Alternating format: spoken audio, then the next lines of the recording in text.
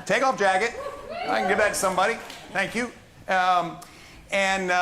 We're going to have a really important discussion today about parents and children and schools. And we want to hear from you. That's why we're here. And I will share some thoughts, and Delegate Durant will share some thoughts. But I just want to warm everybody up that these discussions, which this is now our fourth that we've had across the Commonwealth, is an opportunity really for us to get out of Richmond and come hear from you. But what I'd love to do before we get started is start a way I start a lot of days.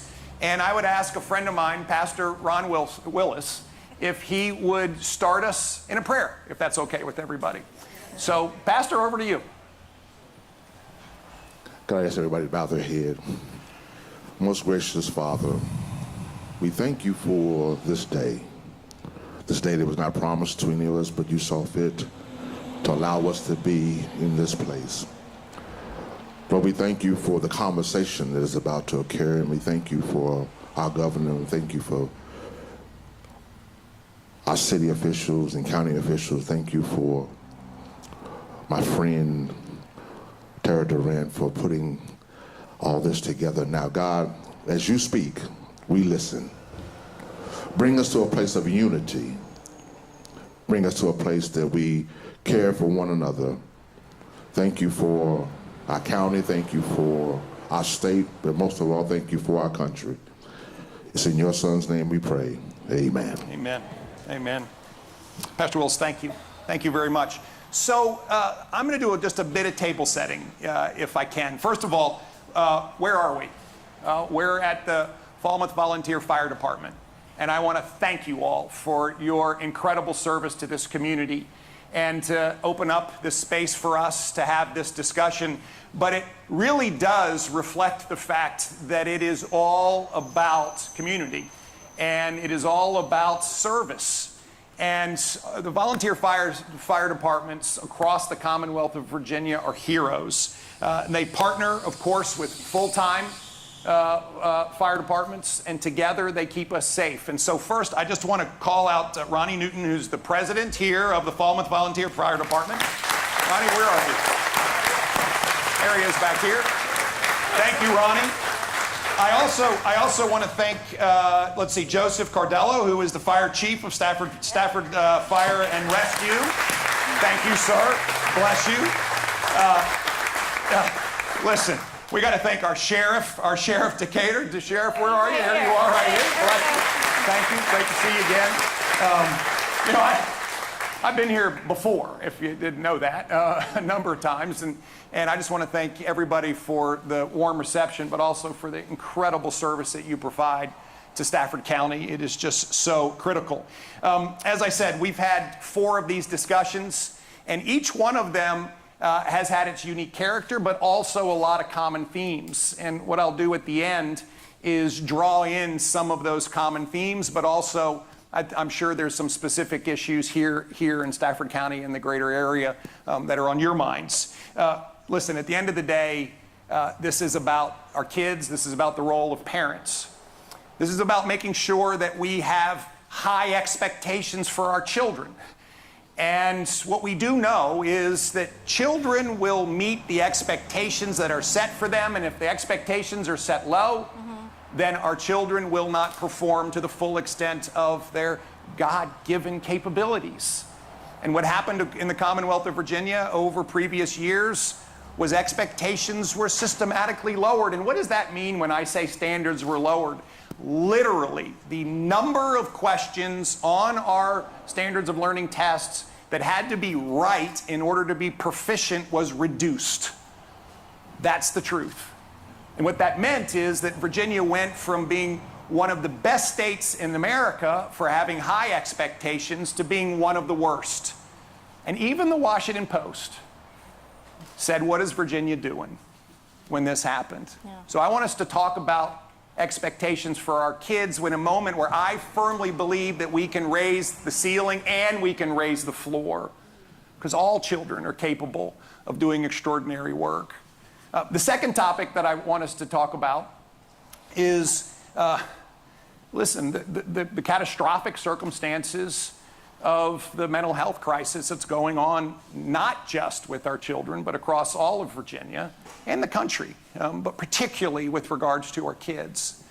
And that issue is one that impacts everyone. We know this. Doesn't matter where you live, where you came from, how much money you make, what party you vote for. The mental health crisis is real. And we're seeing it really manifest itself in our children in such a challenging way. We're also going to grab the influence of social media for a while in that topic. And I firmly believe that one of the big challenges in our children's lives, particularly as it reflects their mental health, is the role of social media. And I'm going to ask us how we feel about that and what you're doing in order to be engaged in that part of your children's lives. And then finally, I want us to talk a little bit about pathways for kids and how you as parents feel empowered to have a say about the educational pathway for your child. And we'll talk about lab school initiatives and tax-driven scholarship funds, but truly your ability to work with your children in order to determine their educational pathway. I kind of believe that there's a reality that the current one-size-fits-all approach to education is actually one-size-fits-none. And we need to make sure that we are providing multiple pathways. So that's the discussion that I'd like for us to have. But I do need to just stop for a minute. Back to my comments around community and safety. One of the realities is that we have to come together and continue to reinforce the safety of a community. And firefighters, fire departments, our first responders, oftentimes when they're not in the front lines, are sometimes in the back of our minds. And we need to keep them in the front of our minds. Mm-hmm. And one of the things that I was so proud of, Delegate Durant, was a bill that was passed on a deep bipartisan basis, and I was thrilled to sign, that extended health coverage to our firefighters for more unfortunate illnesses that tend to impact firefighters more than other folks. This is critically important to take care of our firefighters and their families as they not only are actively keeping us safe, but also in the next chapters of their lives. Second of all, we know that we are having a drug crisis in Virginia and America. Fentanyl is killing, on average, 5 Virginians a day. 5 yesterday on average, 5 today, and 5 tomorrow. And this is just horrific. One of my recent trips to Stafford, we were together at Stafford High School, and we had a chance to speak with students about fentanyl. And we had parents who had lost a child share the horrific reality of this trauma in their lives. We had health experts talk about the deadliness of fentanyl. Just to be clear, in the last 8 months, our Operation Bold Blue Line has seized 47 pounds of illegal fentanyl. That's enough to poison every Virginian multiple times over. This is in the system. And then finally, we had experts speak to the high school students about how fentanyl was going to present itself in their lives if they vape, if they ask a friend for even an Advil, if they sadly are a drug user. What we found through this whole process was so many students had no idea. And this is why we must work together to educate. The delegate and I, at least I had done it before, but I know, and you might have as well, went through training so that we could revive someone who was suffering from a fentanyl overdose. This is hugely important. And then finally, one of the efforts that the Delegate Durant has been a leader on is standing up for school resource officers, their funding and their training in all of our schools. And this is hugely important to make sure that this capability of having law enforcement present every day, integrated into the school system, is something that each school has access to, and in my view, a requirement to have. And so thank you for your leadership there. Thank you. Now, let me pivot. Let me pivot to the discussion of the day. So here's how we're going to do this. I'm going to work us through those 4 topics I discussed. I know Delegate Durant has views on these, and so we're going to have a short conversation at the beginning of each one. And then I'm going to ask you all the questions that I'd love to hear back from you. We have friends here who will move around microphones, and I'll do my best to hear from all of you. We'll be around afterwards because my experience is that everybody has great comments to contribute, and we don't get to everybody, and I want to apologize up front for that. But we will hear from folks. Much of this is us asking you questions. I'll be taking notes, and I need to make one comment. I gave my jacket away, so my pen went away with my jacket. Could I? There we go. Bless you. Thank you. When my head is down, it's not because I'm not listening. But what I find is that in the evenings when I reflect on the day, I will have jotted down some notes that really do inform actions. And so forgive me when my head's down. I'm listening intently. But I'll be taking notes. I know that the delegate will be adding some comments, and we'll move through the discussions. Many of the things we will ask, we're looking for your views and perspectives and comments on. And we'll do our best if there's a question to answer it. But oftentimes, my experience has been in these discussions that it's your experience and views that inform us to go take further action. But we'll also, if there's something you're concerned about, we'll do our best to answer it. And Lynn, let me just make one other just personal reflection. So my amazing wife, Suzanne, and I have 4 kids. And our youngest one is just heading off to college. And we have routinely been called the worst parents in the world.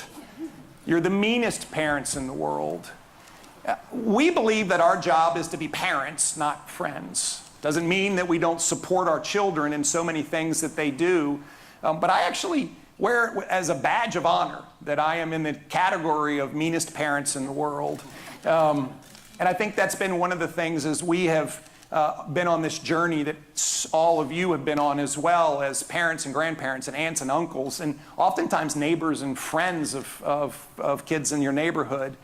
I think that there's a combination that comes with parents' rights, because parents matter, and parents' responsibilities. Mm-hmm. Because with rights come responsibilities. With the rights of being in the greatest country ever formed are the responsibilities of being an active citizen. And with the rights that come with being a parent and the privilege that comes with being a parent comes the responsibility of being a parent as well. And so we'll talk about that a little bit, I'm sure, over the course of today. I mean, let's be clear. This isn't a political moment. It's a Parents Matter moment. And what I've found is that it's not Republicans versus Democrats. It's not rural versus urban. It's not a racial issue. It's not a religious issue. This is about the rights of parents to not just be at the table, but to be at the head of the table in their children's lives. And ultimately, yes, to work with a team, teachers who are extraordinary. Do we have any teachers here today? Former. Thank you. Former teachers? Perfect. Thank you for all that you do in loving kids. Teachers and administrators and everybody else that's around that table with our children. Parents have to be at the head of that table.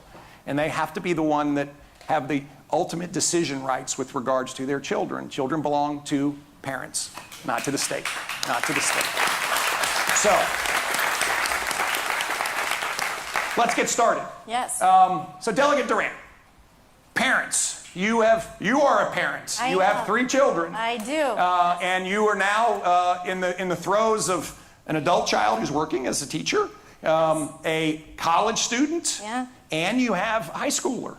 I do. And so parents matter. And you have been an ardent defender an advocate, defender of, an advocate for parents' rights. Before we move to questions, I'd love to just hear how that has impacted you, your role as a parent and your role as a trusted elected public servant. Yeah, thank you. Yeah, so that's true. This is where we've raised our family. We have 3 kids now, and I think when you say parents are at the head of the table, that's really what this is about. This is a team. Whether it's the teacher or it's a counselor you're working with, there's a whole, your child's doctor, there's a whole lot of people that come into how we're raising these children up, but we're at the head of the table.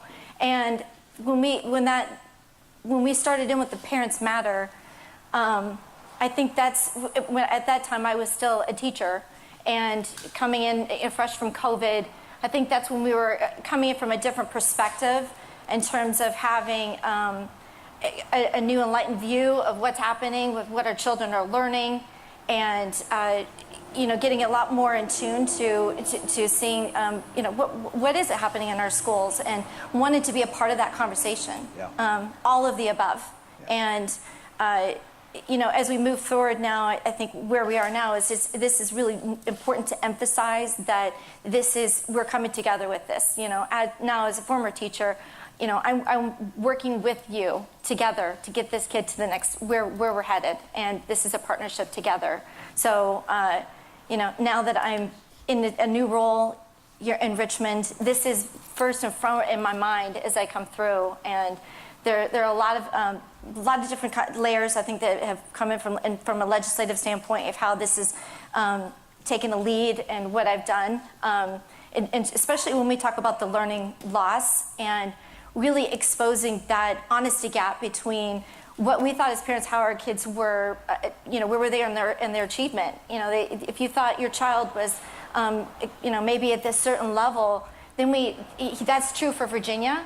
But then we actually peeled back the layers a couple years ago, and what we now know is that's not the same as where we are in terms of the rest of the country. Those scores that you were getting back from your kids might have been pretty darn good, but compare that to the rest of the country, and we saw that was not the truth at all. And that was heartbreaking, absolutely heartbreaking to hear, because we've always been leaders in education in Virginia. This is who we are. So that's really important for you, for all of us that are still fighting for it, is we maintain that leadership. And so we have the Virginia Literacy Act. We've really been tackling that. I'm really proud that that's been passed last year, and then we expanded it now, and we're continue to, build up those steps. Personally, I really am really concerned, and I care a lot about what we're seeing, particularly with math. Yeah. And even we've had a lot of conversations with that, because math is so cumulative, and if you've got strands in a curriculum for a child that's just not getting it, then it just snowballs badly. And I'm right there. My youngest, she was in 5th grade when we first had COVID, and then by the time 7th grade came, then we really hit a wall, and we started to see it. And having 3 kids, they're all at different levels of achievement and where they are academically and their interests, what they majored in. They're all over. So we have to meet kids where they are. And so when I started to work on the math bill last year, this was because I saw it not only as a teacher, and we know when we were in the classroom, we kind of move as like an assembly line, and it's really hard when you see kids, they just don't get it. They don't know it, and you talk to parents, and they're doing their best, but often it becomes kind of a mystery between, we know this kid's not doing well, and maybe they've got some resources to dig in to get some extra help somewhere, maybe they don't, and those are the ones I really worry about. So there's a lot that we're coming through, but we've made such great progress so far, and that is the hope that I know we can continue to do so. Perfect. Thank you. That's the partnership that exists at the state level, and there's a huge partnership that exists at the local level. And I want to thank you. I know that Paul Milday is here, who's running to be a delegate. Hello, Paul. Thank you for running. And we have members of the Stafford County Board of Supervisors and school board here. Would you just raise your hand, folks that are here? So thank you for being here. Thank you for your service and your leadership. Let's talk about learning loss and academic standards and the moment that we're in. So get ready. I watched the systematic lowering of standards in Virginia and I watched the expectations get watered down for our kids. And then what we saw, of course, was that the state exam showed that the kids were doing fine. But when you coupled that with the national exams, the national report card, what we saw was a widening gap. Yeah. Where in fact, children in Virginia were being told, and their families, they're doing fine, they're proficient, but in fact, relative to national standards, we were declining. And that gap was widening, and you, as you called it, it's the honesty gap. We weren't being truthful. And so we've gone to work right away in order to try to reestablish high expectations. There's a rolling series of doing this in state government, where we also we work with all the local school boards, but the proficiency standards are set by the state, and we are slowly working through those as dictated by code. History standards, math standards, English standards. The reality is it takes about 7 years to get through them all. I have the great privilege of working for you for 4, which means we're in a hurry to get this right and reestablish high expectations for our kids. We couple that with a recognition that we have had a massive learning loss. And in fact, as Delegate Durant said, all the test scores show us that Virginia kids had the largest learning loss in the nation in 4th grade, particularly in math and in reading, the largest in the nation. So my question to all of you is, starting with this topic of what are you seeing with regards to expectations for your children? What observations might you share with us? What do you think we should do about it? All right, we got somebody here first. Yeah, thank you. Good morning, Governor Youngkin. How are you? Delegate Duran. I actually wanted to ask a question about the social media and the mental health issues that we see with children. Perfect. We're going to get to that. Okay. So I will come back to you first. It's on social media. Okay. It is absolutely. It's going to stick here on expectations first and go here. Perfect. Thank you. We'll come back. Don't worry. I'm not going to miss you. I hope this is on. There it is. I'm Maureen. I have 4 children as well. I have a high schooler, a middle schooler, an elementary schooler, and a preschooler. All right, you're in a great state. You get it all. They all learn differently. And I hear Richmond talking about, setting the standards, and you're setting a finish line for children who are all starting somewhere different. Yeah. So you have a kid that only needs to take 1 step to cross that finish line, and you've got kids that can run all year and never make it. Yeah. And honestly, that kid's running all year is probably learning more than the kid who only has to take 1 step, but we're calling them both proficient, and maybe not. So I think that we need to be looking at growth, and that all of these children need to continue to make progress rather than waiting to the end of the year and just crossing the finish line. Great. Thank you. That's a really, really great comment. Let me do this. If we've got somebody else, and then I will bundle up and offer a few thoughts. Anybody else? Good. Oh, thank you. My name's Georgie. I'm a Georgie. mother and parent of 3 kiddos in school right now. They're high school, middle, and elementary school. My husband and I are both first responders in the area, so we understand the constraints of civil service beyond all measure. Though our experience with school currently is that the middle school model is heavily underserved. We are losing kids from going from elementary to middle school, and in our experience, our son got into a really, really dark place. He is a high achieving. His joy, his passion is school. He loves school. He is in the 95th percentile in IQ, though when he has to adhere to a standard of learning, it caused him to be in a very dark place, and everything we've experienced hit on actually all 3 of the things that you had talked about.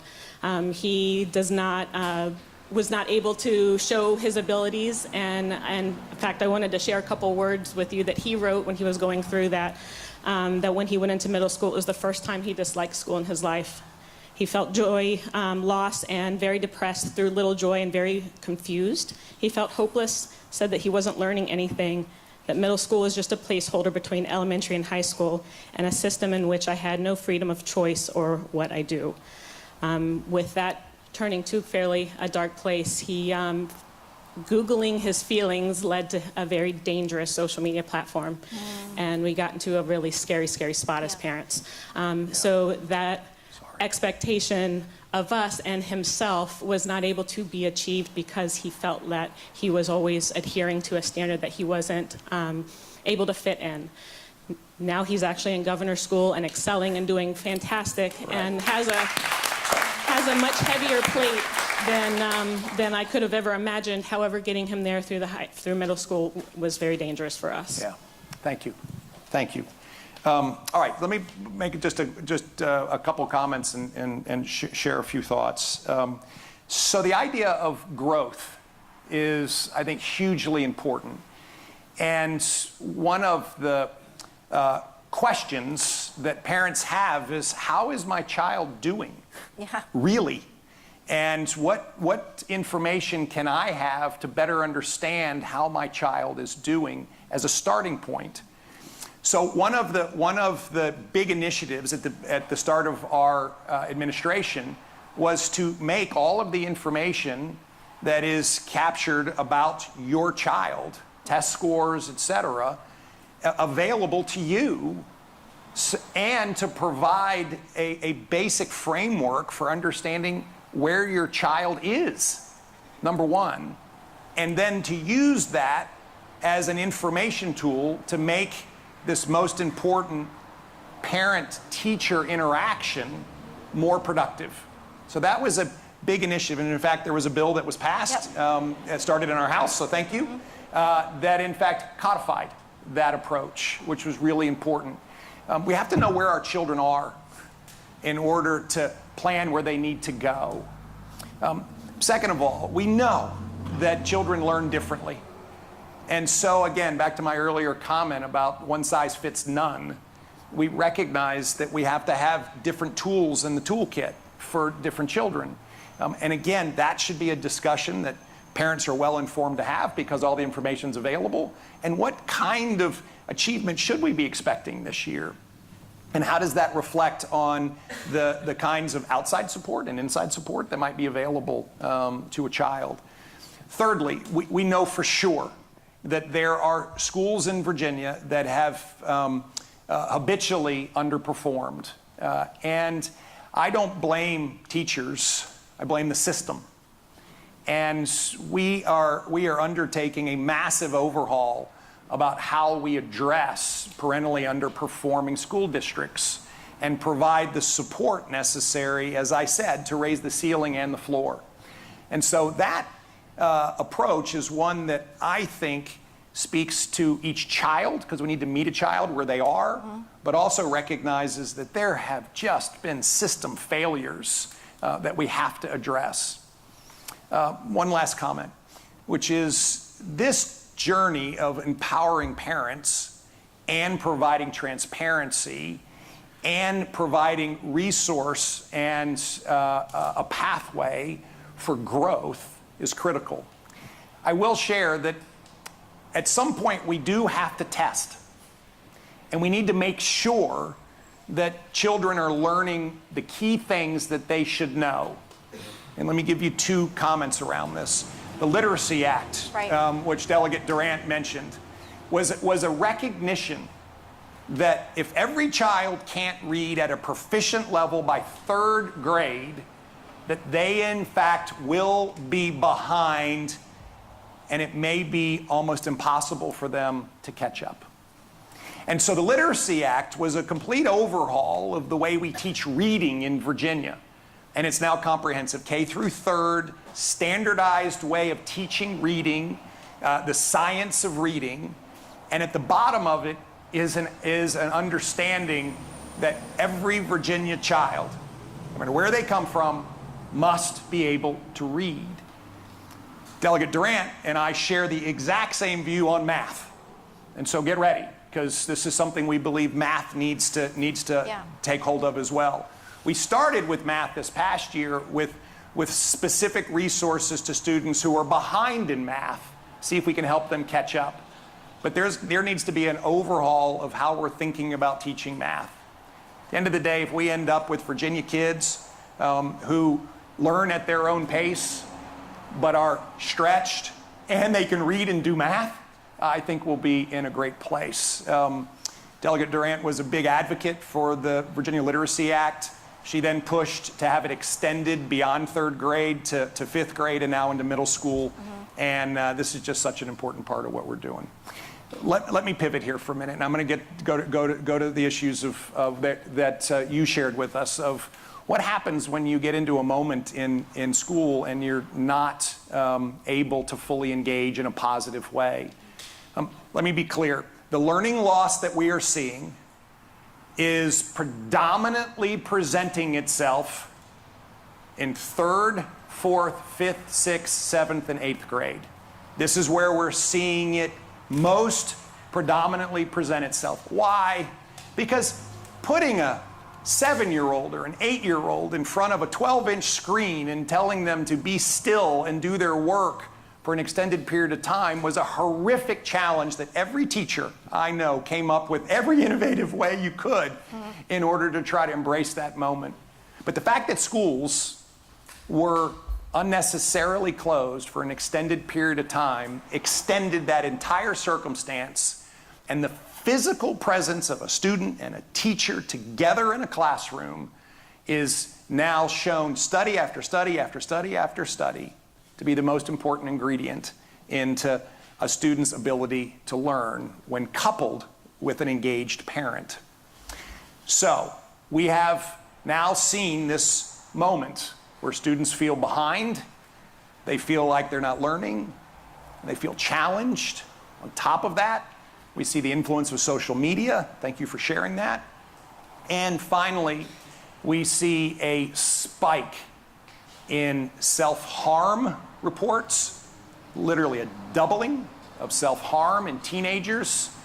We know that an extraordinary number of kids across the Commonwealth of Virginia, 80% are deeply engaged with social media every day.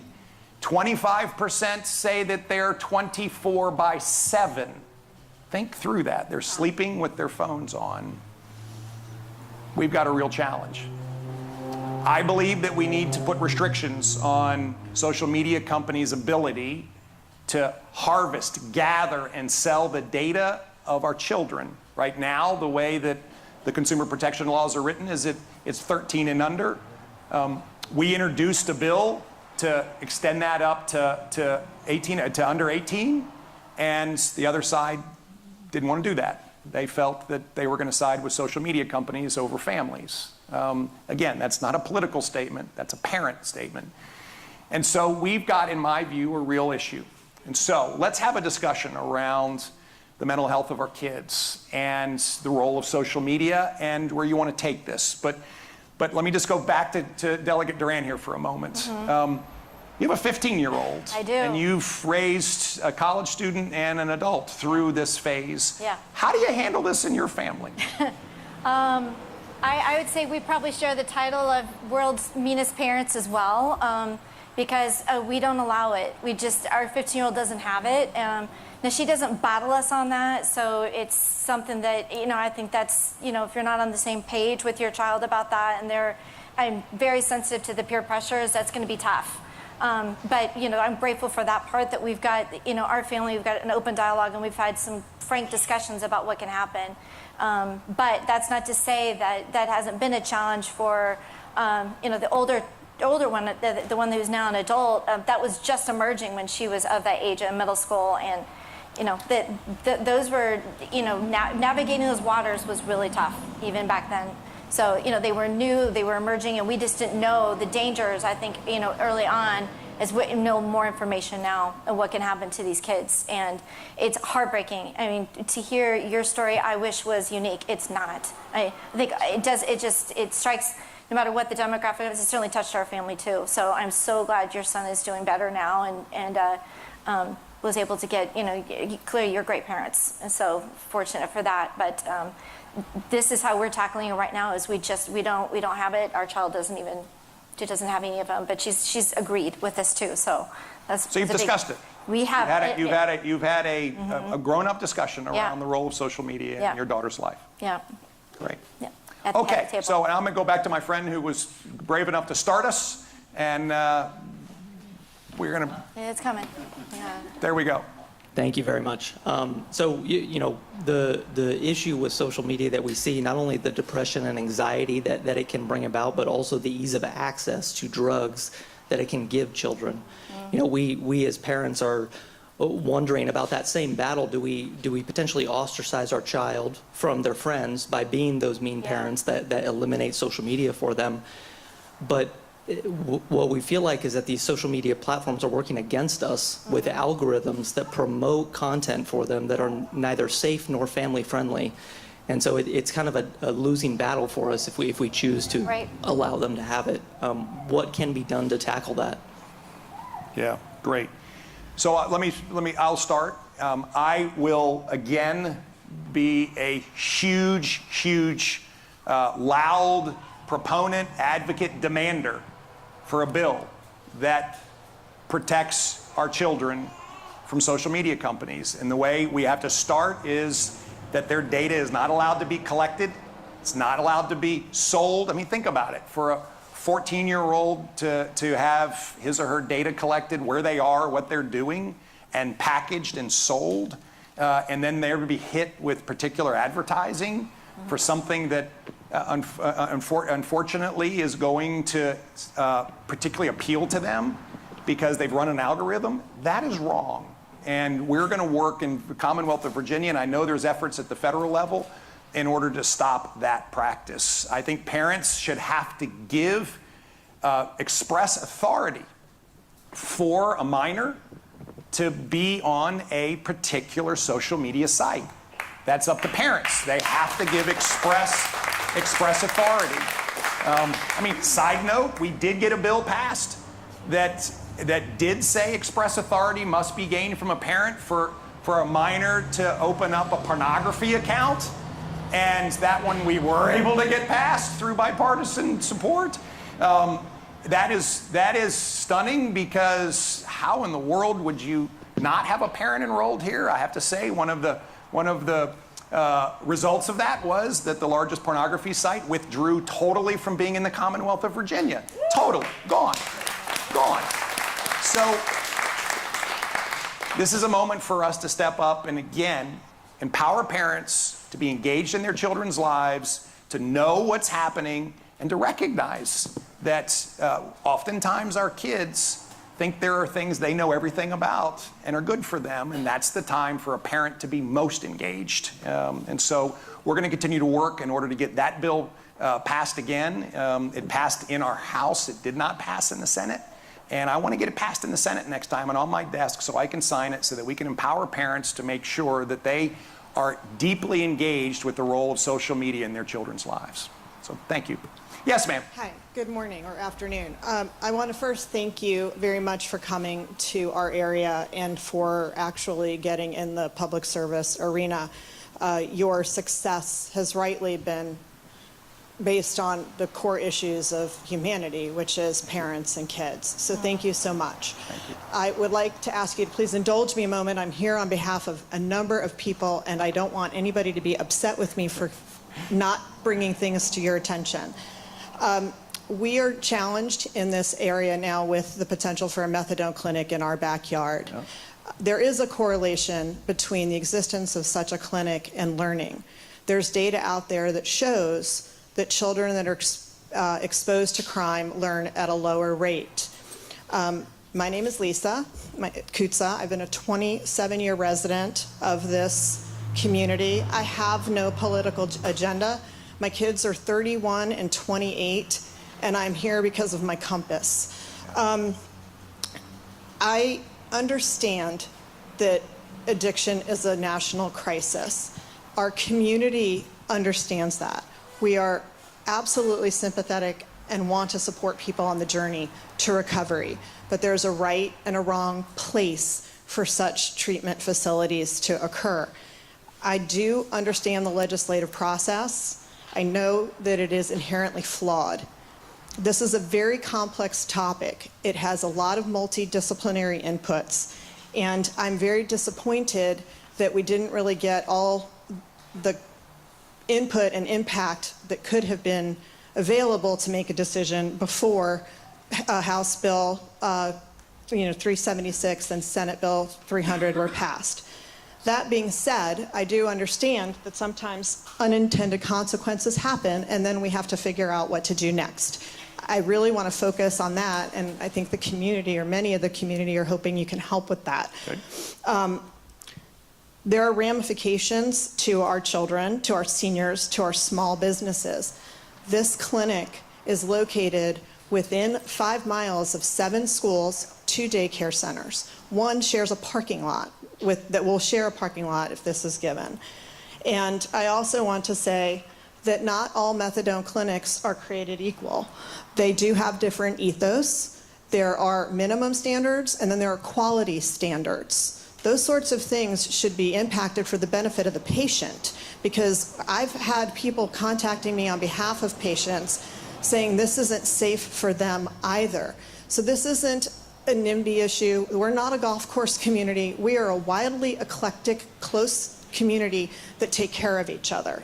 So what I'm really hoping is that you could share with us where the state could partner with the local municipalities. We had procedural issues that weren't followed.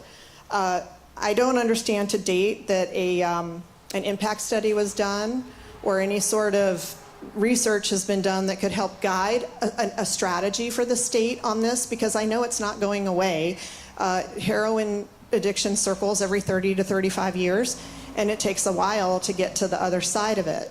So I just hope that your administration has the energy and the moral courage to work with our local representatives to fix this, because we are losing sleep. This should not have been a by right permit. It should have been a conditional use, and the totality of all the stakeholders, including the patients, were underrepresented in the decisions. And we're worried. Our crime rate is already going up, and we're not even there yet. Thank you for your time. Thank you, Lisa. Thank you. If I can, let me just, Delegate Durant, I'm going to pull you in here because, of course, you represent all these people, and I know you've been deeply engaged here representing them, and so thank you. Just to step back, first of all, broadly, we have a mental health and substance use disorder crisis going on, and the response that our administration has taken is that we need to transform the entire system. The system is not built for this kind of use. It's focused in the wrong places. There's a fundamental transformation need, and we rolled out last year Right Help, Right Now, which is a 3-year transformation with a big step in year 1 on capacity building so folks can get the help when they need it. Building workforce, providing resources into our schools with parental engagement so that we can, in fact, meet children where they are.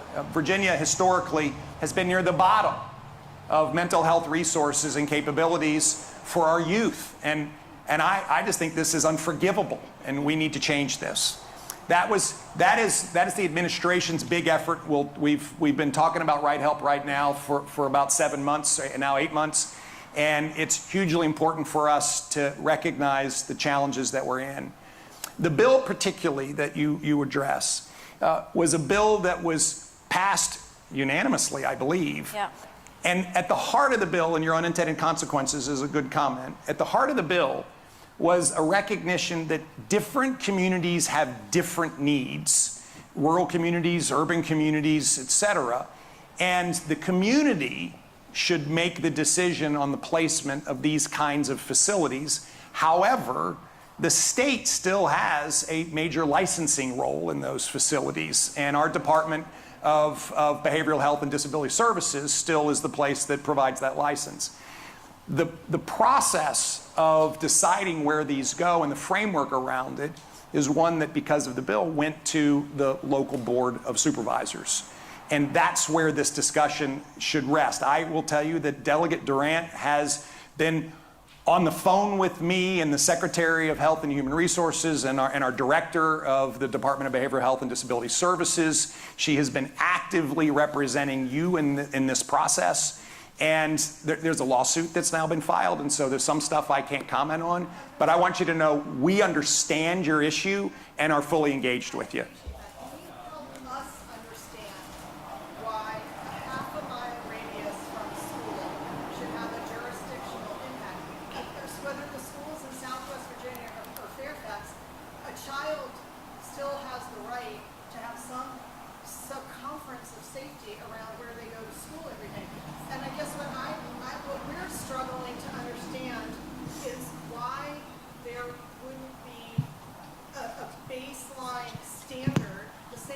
attacking curriculums and things like that. So I understand, and the two examples that were brought up in committee on this were Charlottesville. Well, the land rights there are all very large, so it was kind of a skewed example, and Salem County. So I guess I'm not here playing a game. We really just want solutions. We're willing to work toward the solutions. We need help. And you know, we're hoping that there can be collaboration between the two levels of government to get it done. Can you help us? Yeah, there's been deep collaboration, so thank you. And again, it's Delegate Durant, our administration, the Secretary of Health and Human Resources, the Department of Behavioral Health and Disability Services are engaged. At the end of the day, the law is the law, and whether it had unintended consequences, we've also got to work with local folks in order to represent the community, because at the end of the day, that's where this decision needs to be taken. So you've got full engagement from folks, and again, Delegate Durant has really been the ringleader here, which is a super spot for it to be because she's in the community, but also can pull in all the state resources and capabilities. And yeah, so one, I appreciate you raising this issue. It's one that we're fully aware of, and again, I think that within the reality of code now, we've got to embrace the needs of the community and do everything we can to help. So thank you. Yes. Okay. Oh, we're going right here. I just go where the microphone is. Yeah, we've got a microphone back here. Yeah. So I have a couple of comments. First of all, I homeschool my two boys, and they're right here beside me. I also have a stepdaughter that went through Stafford County Public School. But you're talking about social media, and I don't know if you include YouTube in that, but I think part of the learning loss issue can be coupled with that amount of time that some kids spend watching YouTube over and over and over. I teach at the college level. I'm a math professor. So in general, the fall semester, students struggle more than they do in the spring semester. And I even teach past calculus. I mean, you know, like engineering students, math students, and even they have some learning loss over the summer. So, but now I don't know if it's a product of COVID and things being shut down, everything's online now. I don't know if it's a product of that, but I notice a change, and I've been teaching college courses for 22 years, and I see a difference in the last couple of years. And so I don't know, I mean, it's kind of a mix of the learning loss plus the amount of time that is spent just consuming. And I know for young children, that's probably, I mean, even mine, you know, there's a certain amount of time that you are going to be allowed to spend wasting your time. Well, we all waste our time, let's be honest. But, you know, I'll give you a certain amount of time to waste, but then you've got to stop. And so my suggestion, I mentioned I have a stepdaughter. When she went through Stafford County Public Schools, you know, she got her learner's permit, and then to get her driver's license, parents and the students had to attend a meeting where there were parents of children who had died behind the wheel, just to, I mean, shock us all into this is what can really happen. I kind of feel like that might be a good idea, leading kids into middle school, shock the kids and the parents into realizing this is what can happen on social media, because some people are too busy to really realize what, not only the amount of time you're spending on it, but the content that's on it. And so I think maybe some type of, I don't know, awareness. I don't know if you could make that a requirement. It was a requirement for her to get her license, so I don't know if it's like, hey, your kid's going into middle school. We do 6th graders a day early, so we want parents to try to come maybe the day before that, or so. You know, I don't know. I'm just coming up with ideas. It does not affect my children, like I said. So I'm kind of just thinking outside the box. But thank you. Let me ask everybody a quick question.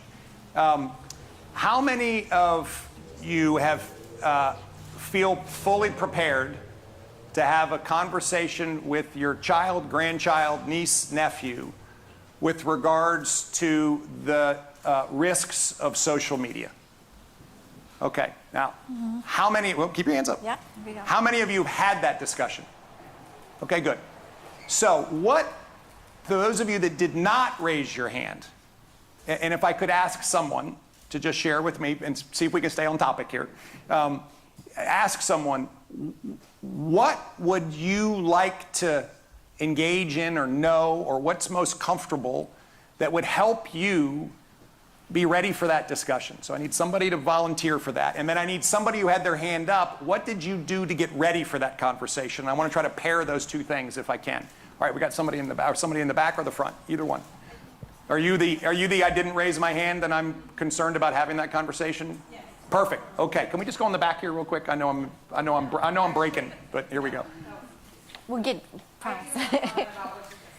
Yes, coming your way. The microphone coming your way.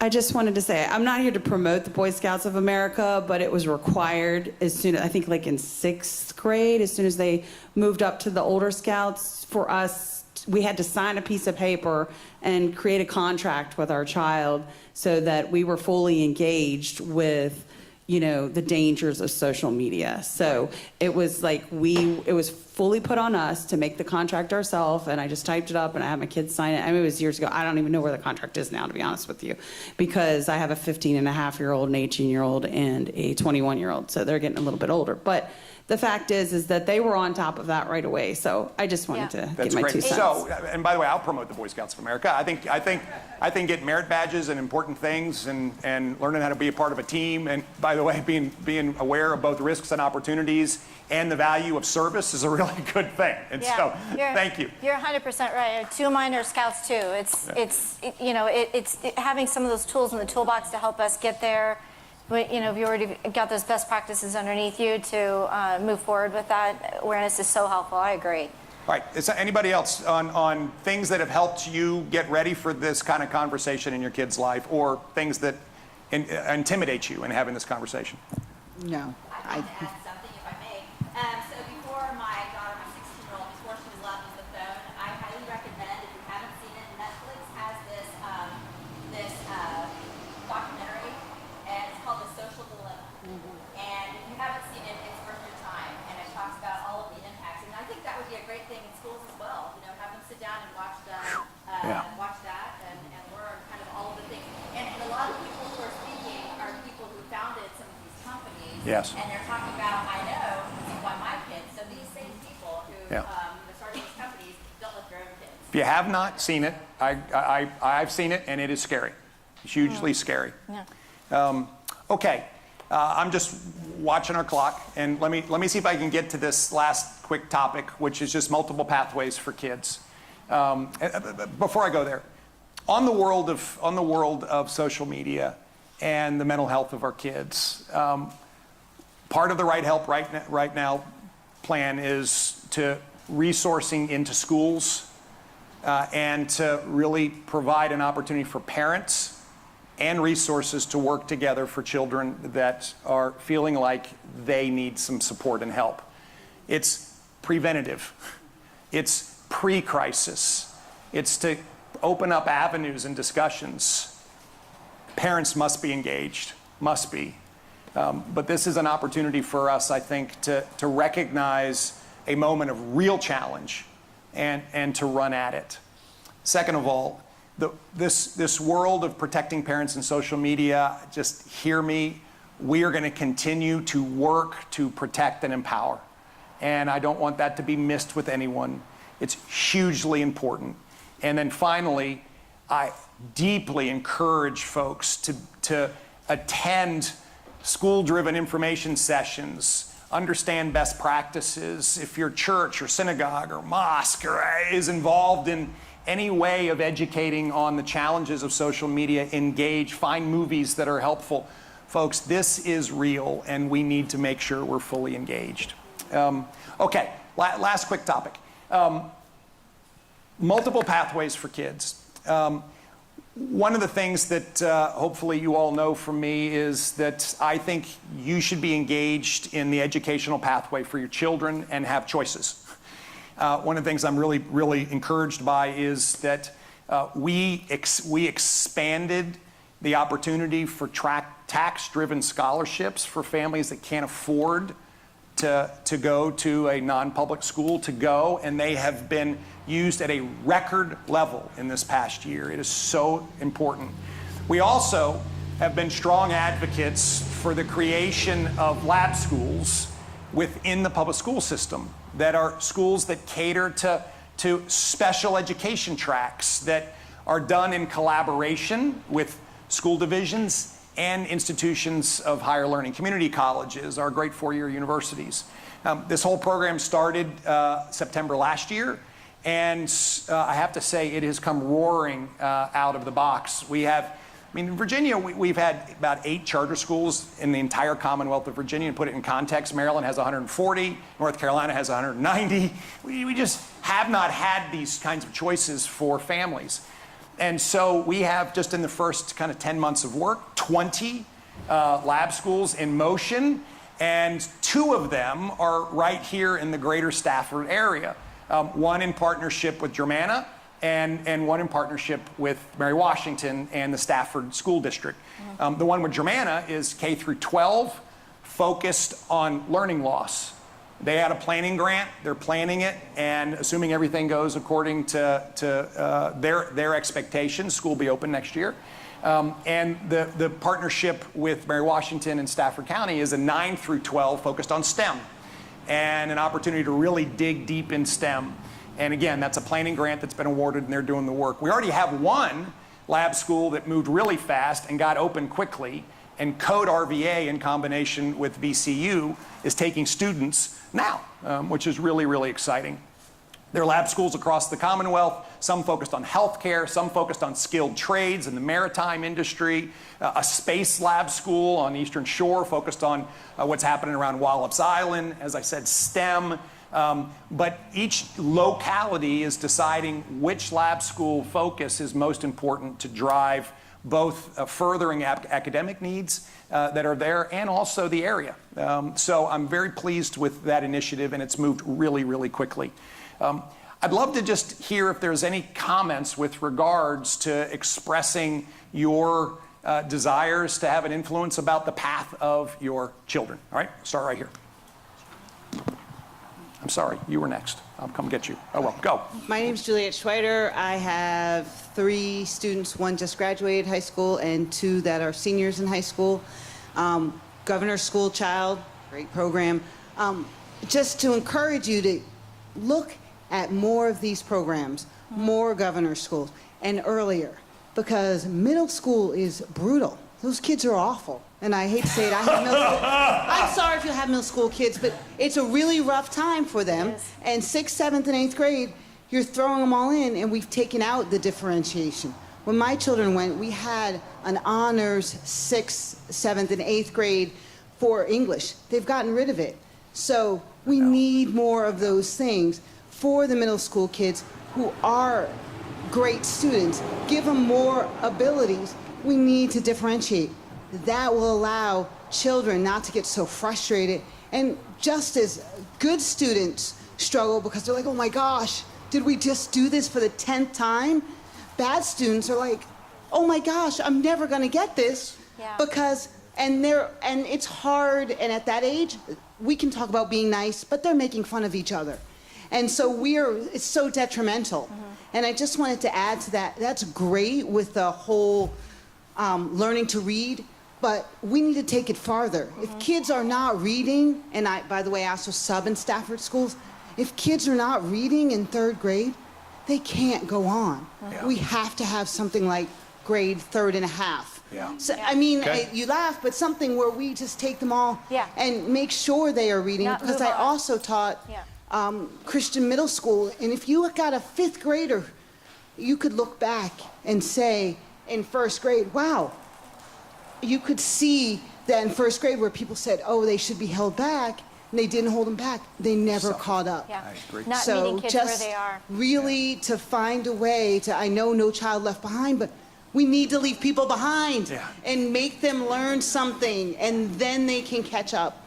Because if we just keep saying, we're gonna throw you into a class, and we're gonna teach you, we're gonna take you out of a class where you're learning, and give you work to catch up, then you just missed the class you were behind in.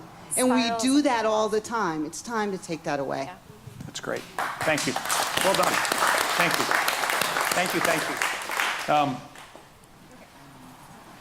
I just wanted to make a quick comment. I'm Lori. Hi, Lori. And I'm just retired from Stafford County Schools. And just one thing I observed, great schools. I loved it. But one thing I observed was the gifted kids, the kids that are above grade level, you can only have so much time as a teacher to differentiate. So they got the least amount of time and effort from me that I could give them, especially regarding reading. The kids that were struggling got the most because they needed the most. But the kids that could fly, they got the least. So this is an issue that starts to connect to elementary school. We've got to find a way to meet the needs of the kids that are gifted, that just could fly, and make sure that they get the resources that they need as well. Thank you. Perfect. Thank you. Let me just make one quick one real quick. This multiple pathways is at the heart of so much of the work that is going on across the legislative leadership that Delegate Durant is part of, across our administration and the Department of Education, across our community college system. And one of the big initiatives is to blur the lines between high school and a career and high school and college. And I have a strong desire for every high school student in Virginia to have the opportunity and eventually the requirement to take dual enrollment so that they would in fact earn a credential that would allow them to go to work right away if they chose to do so. And today, the world of a required degree in order to get a job has really started to fall away. And in fact, even the tech companies want skills. They want cybersecurity analysts that have credentials that stack and don't really care whether you've taken history in college or not. And so there are going to be multiple pathways. I also believe that so many students are capable of doing college level work in high school, and we need to make sure we open up those avenues for them so that their college could take 3 years and not 4 if that's what they choose to do. Bring down the cost. They can get in the workforce faster. In all candor, Virginia's work opportunities are growing so fast because our economy is finally moving. And we had 200,000 more Virginians that are working today than just 18 months ago. We went from being near the bottom of job creation to near the top, and we need a workforce. And so the workforce is both people finally moving to Virginia from other states as opposed to moving away. But second of all, we got to prepare this next generation to take these opportunities, and we want to create every avenue for them to get there, whether that's high school and go straight to work with a credential, whether that's an associate's degree, that's stacking credentials in our community college system, or going off and getting a 4-year degree. But I don't think there's one path here, and we have to open up multiple of them. And I think it also allows us to provide different students different pacing, which is just so important as well. Okay, all right, one last one. Here we go, and I'm so sorry. I'm gonna have to break us up here. I just wanted to make a quick comment, which it kind of wraps everything around. My name is Wanda Stroh. I am a parent that have had 8 children go through the public education system. 4 of my own, 2 adopted, and 2 stepchildren. Did you say 8? 8. Thank you. Yes. It is my observation as seeing we are discussing learning loss, and I believe that COVID kind of like shone a light on what was happening with our school system. But I believe that our school system was a little bit broken before COVID happened. So I only have 1 left in high school. She's a junior. She used to have an IEP. Now she has a 504. And she is thriving in the school system. So I have some kids that went to Germana. Some of them took opportunity to utilize the Career and Tech Center. Yeah. Some of them, I have one at George Mason, I have one in Florida. But one of the things that I noticed is in the matter that our children are being taught that I feel that there is that disconnect. So we went from project-based learning, which it is engaging for students, is hands-on learning. It helps you develop those critical skills. And through project-based learning, you're also able to make those differences, differentiating who can do something. What type of learner are you? Are you a visual learner? Are you a hands-on learner? But out of the sudden, in the early 2000s, mid-2000s, it started changing to social emotional learning, which is a good holistic approach, to teach children. But we concentrated too much on, and I don't mean to sound bad about it, we have concentrated too much on the emotional aspect that we totally forgot what is it that children are in school for. Which children are in school for to learn, to have those skills, so they can get on with life. They're going to learn life skills. They're going to learn a trade, or they're going to get an education into something further. I sit on the Germana board as well, on the board across the counties. And I believe that Germana is doing a wonderful job in trying to get our children to where they need to be, whether it's at the job market or whether it's to a 4-year education, because not everybody's success looks the same. But it is impossible sometimes for our children, if they are not there with having project-based learning, having those critical and soft skills, that we're teaching that in our schools instead of the social emotional learning, then it is not a good pairing. So can we go back to teaching project-based learning instead of social emotional learning in our K-12 schools? Thank you.